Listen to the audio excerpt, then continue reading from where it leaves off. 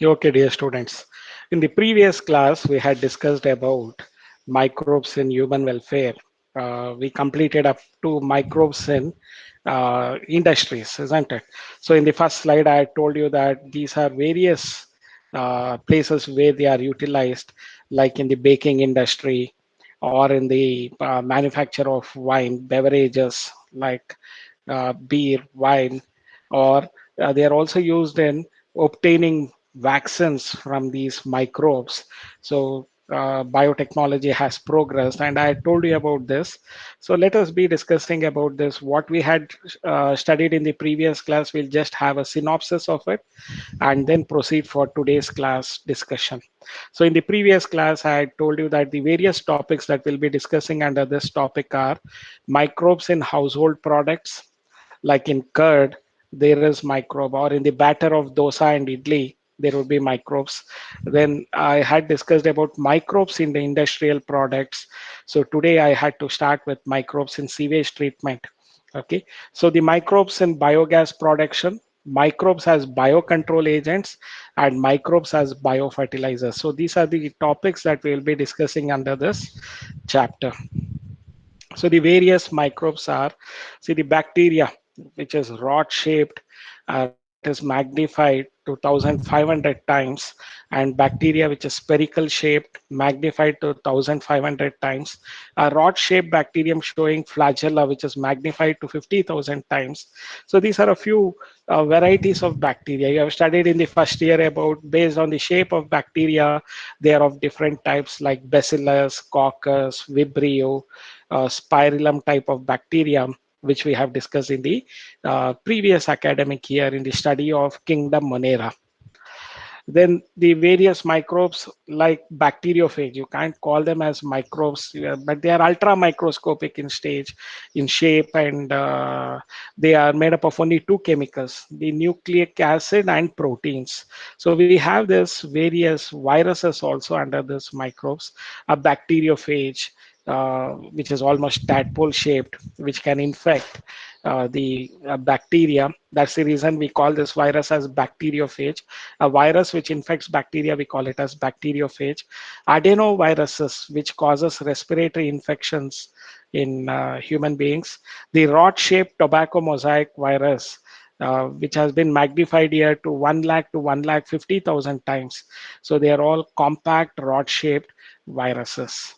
So the colonies of bacteria which are being grown in a petri dish, so they have a culture media on which this bacteria are growing in colonies. Okay, so the fungal colony which is being grown in a petri dish, these are just slides to show this colonies of bacteria and fungal colony, so which is generally being grown in the microbiology labs. So microbes in household products, you can see that from yogurt to the curd, so the microbes are involved in it. So most of the places, even the fermented soya are being utilized. So they are quite popular in Japan, China, and other Southeast Asian countries, isn't it? So we'll be discussing about this microbes in household products. So lactobacillus or lactic acid bacteria, the acronym is LAB. LAB stands for lactic acid bacteria. So you can see in the slide the lactobacillus bacteria, and here you have the example of curd being used in different ways. Even yogurt has the bacteria. So the curd rice, so which has this curd, is having this one of the microbes in household product, that is lactobacillus bacteria.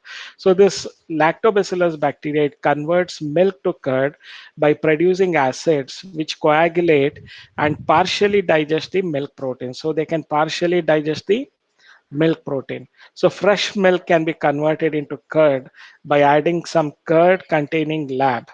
So it is almost like subculturing. So usually you might have seen we generally borrow the small amount of curd from neighbors whenever we are run out of curd, and we utilize that small amount of curd, we transfer it into milk, and we obtain curd at larger scale.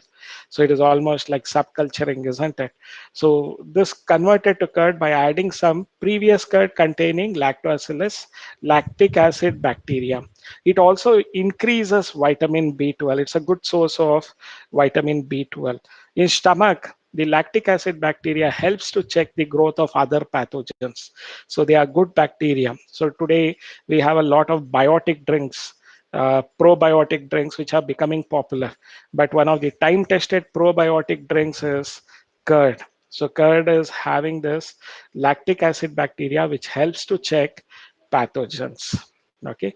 The bacterial fermentation, that is anaerobic respiration in dough, uh, is used to make foods such as dosa, or you can also call it as batter. Okay, dough in case of uh, the bread or the bun, which we prepare from the wheat dough. So, or batter in case of idli and dosa, they are used to make food such as dosa or idli. See, only when they undergo fermentation, you have the fluffiness and softness of the dosa or idli. Puffed up appearance of dough is due to the production of carbon dioxide gas. That is due to the production of carbon dioxide gas. These are many microbes. Unknowingly, we are using this. These microbes are helping us in making our food much more easier and delicious to taste. Okay, so idli, dosa, bread, they're all products of bacterial fermentation, that is anaerobic respiration. So the puffed up appearance of all this dough is due to the production of carbon dioxide gas. So baker's yeast is one which is used in bakeries to bake the breads. So baker's yeast, that is Saccharomyces cerevisiae, it is a fungi. Okay, it is used to make bread by fermenting dough. So the wheat dough is fermented overnight, and they are baked to obtain the soft, fluffy breads. Okay, so the baker's yeast, Saccharomyces cerevisiae, it is used to make bread by fermenting dough. The softness of the bread and the fluffiness of the bread is because of this Saccharomyces cerevisiae, which is also commonly called as baker's yeast. So the microbes in household products, toddy, which the farmers tap from the palm. So the toddy is made by, nowadays the inflorescence of coconut trees are also tapped. So to get nira, they call it as nira. So toddy is made by fermenting sap from palms. So microbes are used to ferment the fish. So we have this fermented fish, fermented bamboo shoot, fermented soya bean. So this sort of fermented food has a huge demand in Japan, Thailand, Vietnam, China. So they go for this fermented soya bean, fermented bamboo shoot, fermented fish, but not quite popular in India. But these are fermented products which others are using as a source of food. So microbes are used to ferment fish, soya bean, and bamboo shoots, and to produce cheese. Cheese is also a product of fermentation. Okay, so just remember about that, cheese being a product of fermentation.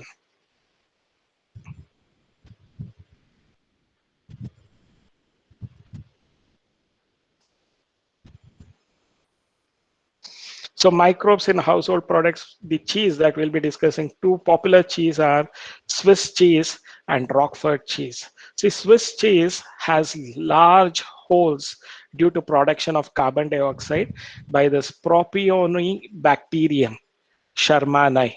So Propionibacterium shermani is responsible for the formation of Swiss cheese with large holes due to the production of carbon dioxide. So which is quite popular cheese, Swiss cheese.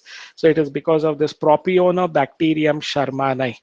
So the Roquefort cheese is ripened by growing a fungus, that is Penicillium roqueforti, on them. So the Roquefort cheese is ripened by growing a fungus, Penicillium roqueforti. See, Penicillium notatum, from which we obtain this penicillin. So from the same genera, there is another species from which we are obtaining cheese, that is Penicillium roqueforti. So they are used to obtain the Roquefort cheese is ripened by growing a fungi, Penicillium roqueforti, on them. So the Propionibacterium and Penicillium roqueforti. Now, the next that we will discuss is microbes in industrial products. So there are huge fermenters here.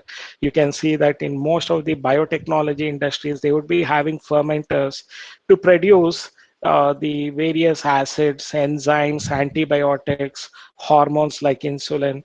We have Biocon in Bangalore, I told you. So the queen of BT is nothing is Kiran Mazumdar, isn't it?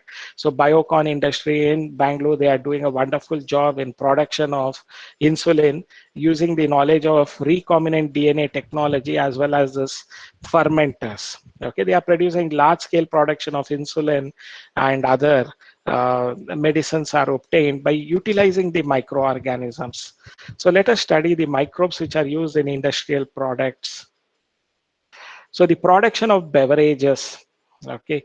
So Vijay Mallya in his United Breweries, so he would be manufacturing the different type of wine, whiskey, beer, using the different types of microorganisms to add a different color, flavor, texture.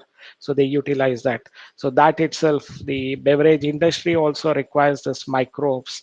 So the production of beverages requires microbes, antibiotics, etc. on an industrial scale requires growing microbes in large vessels. So we call it as fermenters. So these large vessels are nothing but fermenters that you find in industries, BT industries, that is biotechnology industries. So some of the fermented beverages which are obtained by yeast, malted cereals. So we obtain the beer, and from fruit juice we obtain using this yeast, Saccharomyces cerevisiae or baker's yeast is used to obtain wine. I've already discussed in the first year portions the anaerobic respiration in case of the Saccharomyces cerevisiae. It is facultative anaerobes. It is not obligatory anaerobes. It is facultative anaerobes. Whenever oxygen is absent, they undergo anaerobic respiration. In presence of oxygen, they undergo aerobic respiration. So using this concept, we are going to obtain the beer as well as wine. Okay, Saccharomyces cerevisiae or brewer's yeast is used in the production of beverages by fermenting malted cereals and fruit juices to produce ethanol. So wine and beer are produced without distillation. You should remember that there is no distillation in wine and beer, whereas whiskey, brandy, rum, gin, arak, they are all produced by distillation of fermented broth. So wine and beer are produced without distillation. Whiskey, brandy, rum, gin, arak, they are produced by distillation of fermented broth. So the microbes in industrial products are also used for antibiotic production. The antibiotics are chemical substances which are produced by some microbes and can kill or retard the growth of pathogens.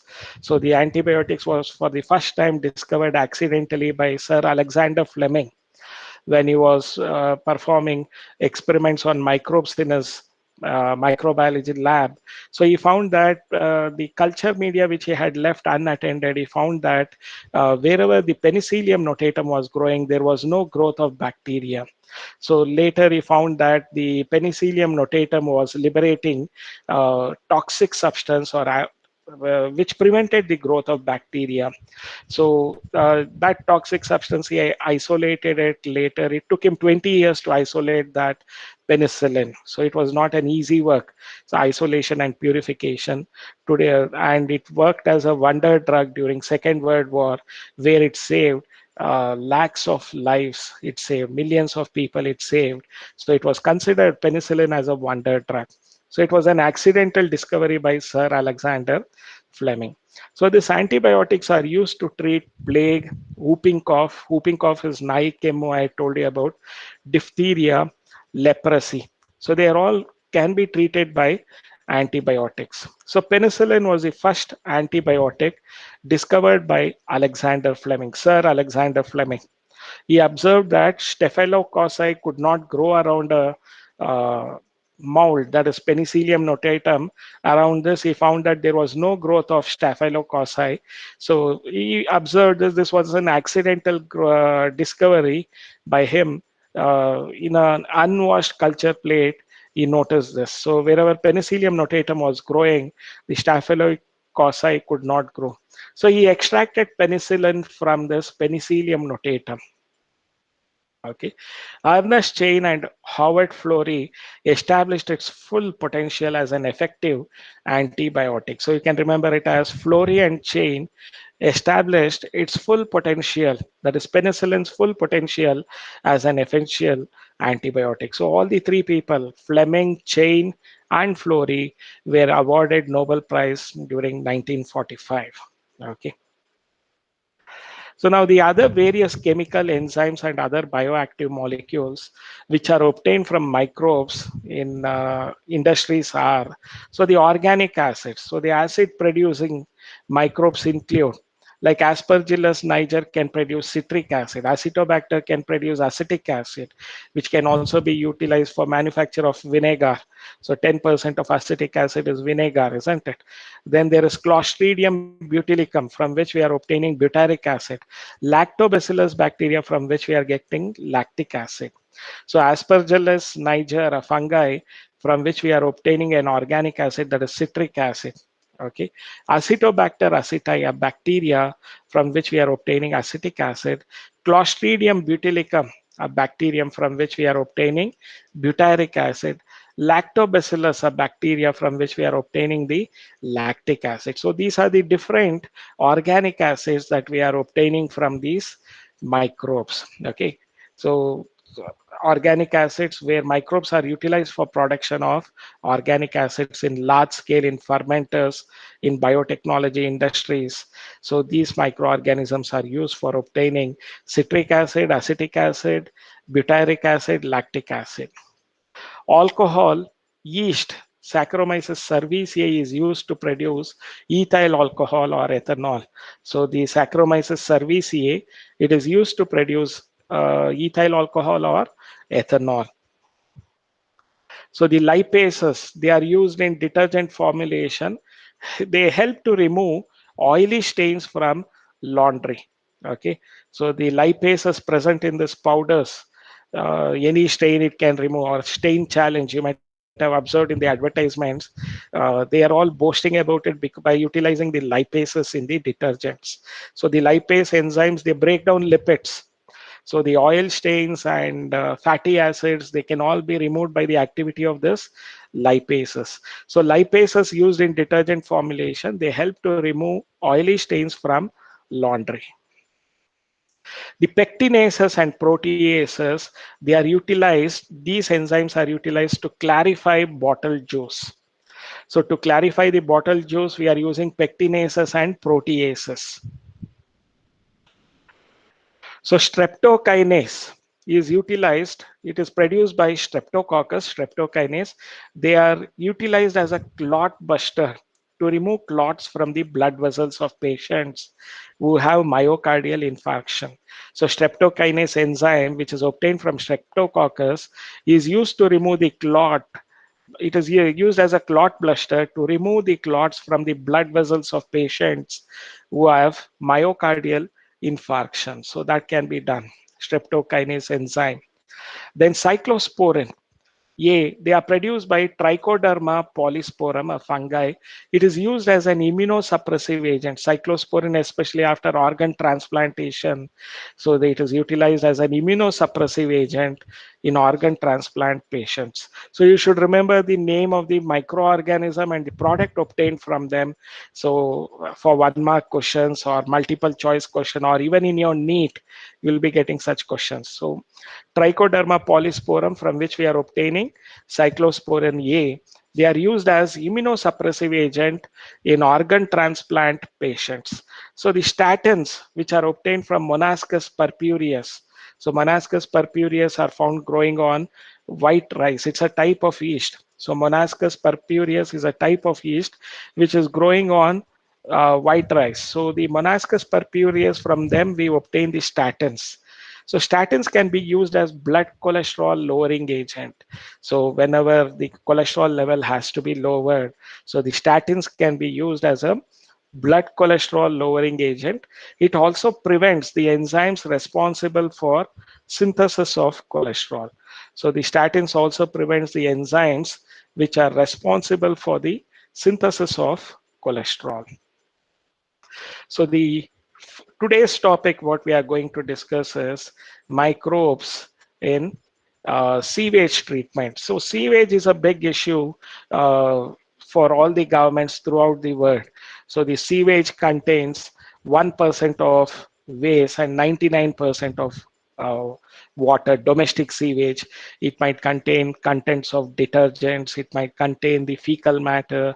Okay, so it contains various organic components and inorganic, a little of inorganic components. So these are the major composition of sewage. So sewage treatment plays an important role in all the civilized countries where they try to eliminate the human waste from the sewage and treat these water and utilize them for the water is utilized for other purposes. So the microbes play an important role in sewage treatment. Okay, so what are those we'll just be studying in today's class. So microbes in sewage treatment, you can notice here there's a treatment plant. Even in Bangalore, we have this Kengeri sewage treatment plant. If you remember, there was a river, Rishabhavati Valley, which had pristine water, clear water.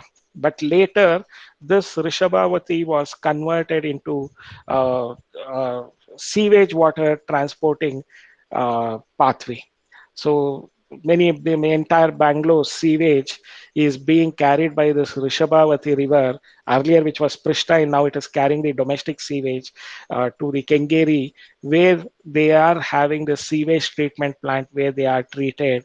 In Bangalore, this is what is being done. So throughout the world, there are sewage treatment plants. So the microbes in sewage treatment, let us understand what are the microorganisms that are utilized in treatment of the sewage treatment. Again, we'll be studying in this environmental issues, the water pollution and other concepts. We'll be studying about removal of solid waste, the treatment of domestic sewage. We'll be studying again.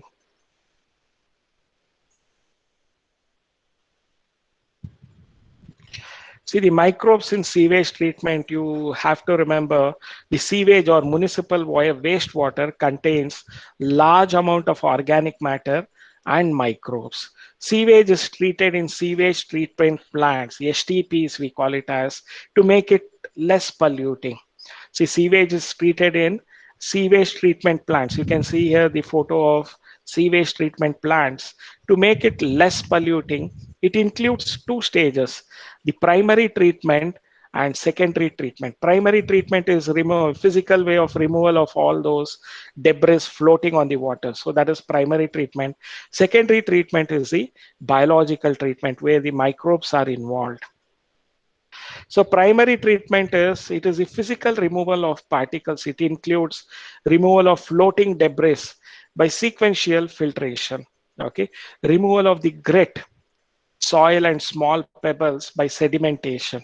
Okay, so these are all the primary treatment of water where, so you can notice that there is a physical removal of particles, which includes removal of floating debris by sequential filtration, removal of the grit. Grit consists of soil and small pebbles which are allowed to settle down. So that is done by the sedimentation process.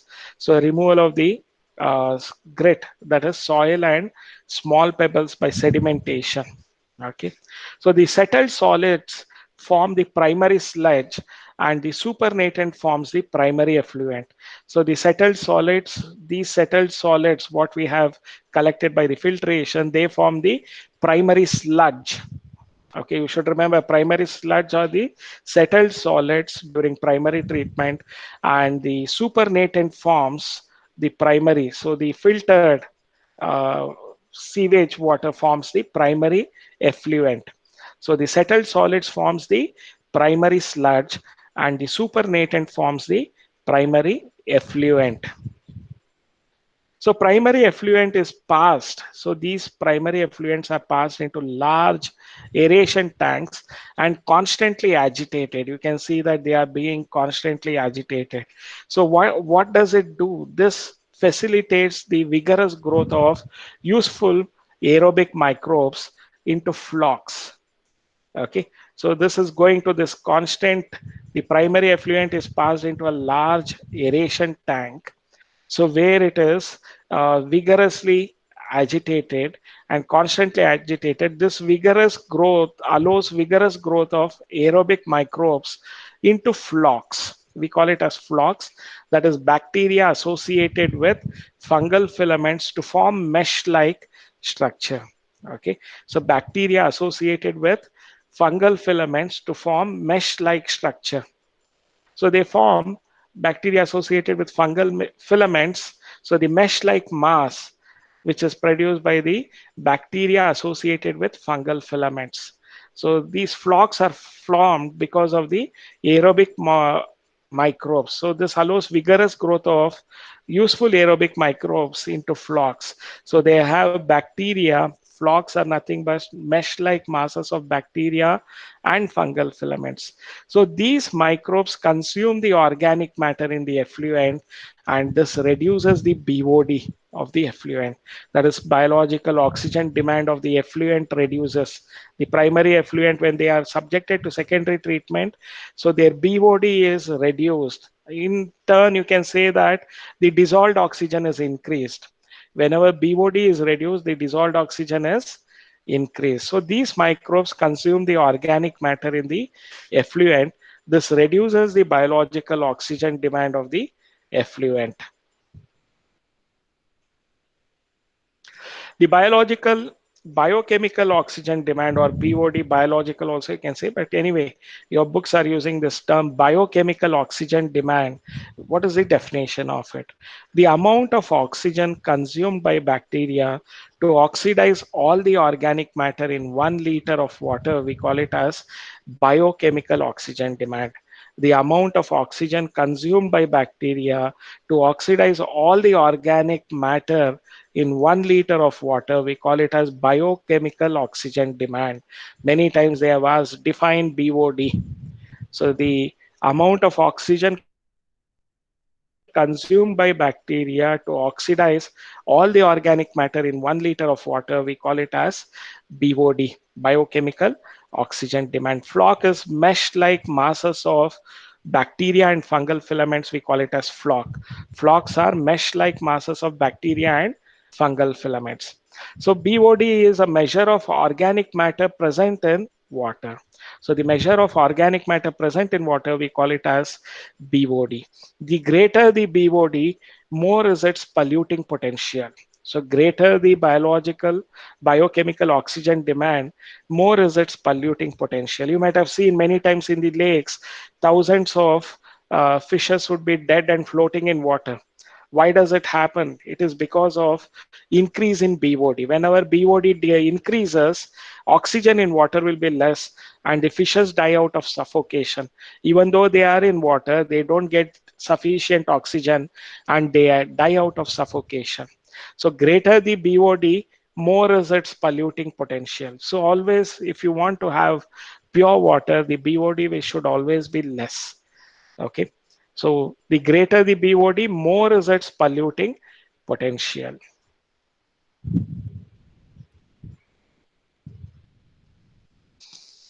So the effluent is then passed into a settling tank. After aeration tank, effluent is passed into a final settling tank. So where the bacterial flocks are sedimented. So flocks is nothing but mesh-like combination of bacteria and fungal filaments. So the mesh-like components of bacteria and fungal filaments, we call it as flock.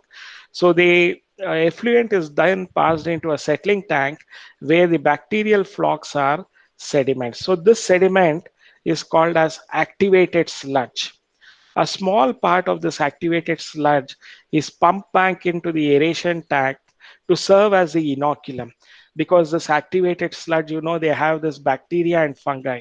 So the small part of activated sludge is pumped back to the aeration tank to serve as the inoculum, that is, introduction of bacteria. So they are like culture media of bacteria and fungi.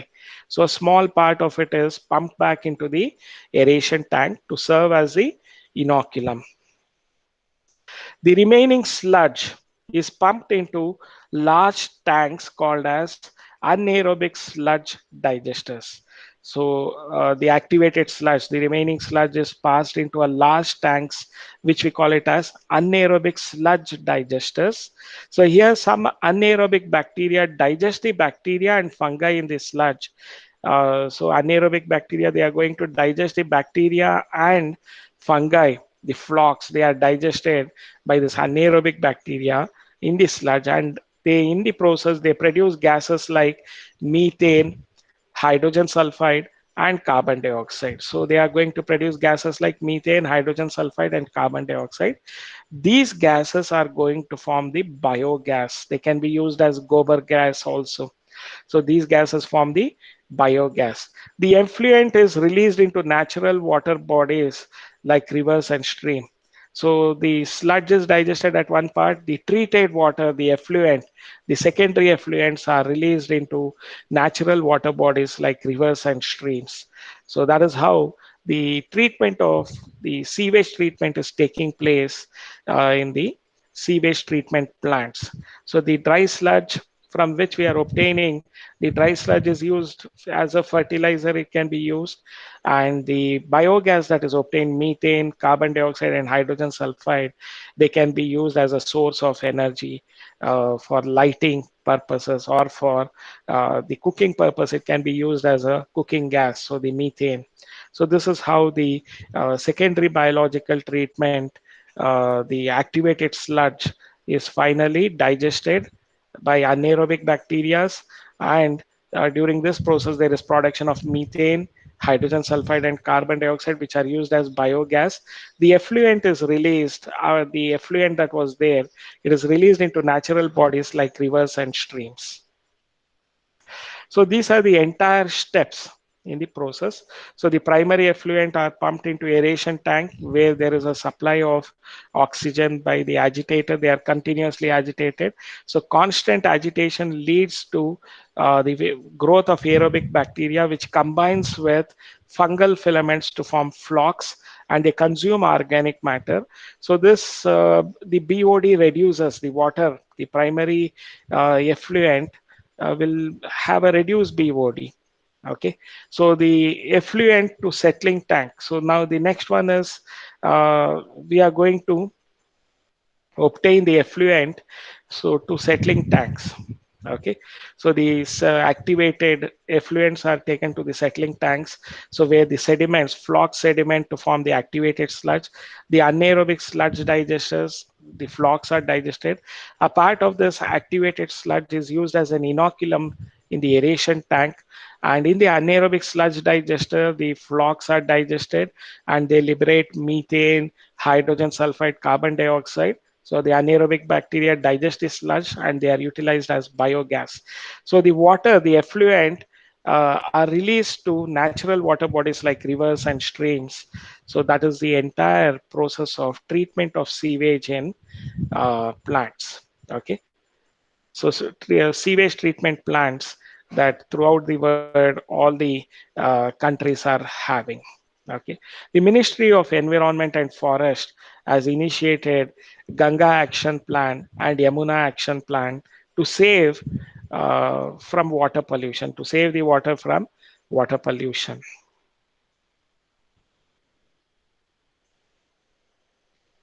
Okay, so the microbes in the production of biogas, we'll discuss it in the next class. So how they can be utilized for the production of biogas or gobar gas, what we call it as. So any doubts still now what we have discussed with the topics, dear students? Any doubts or clarification?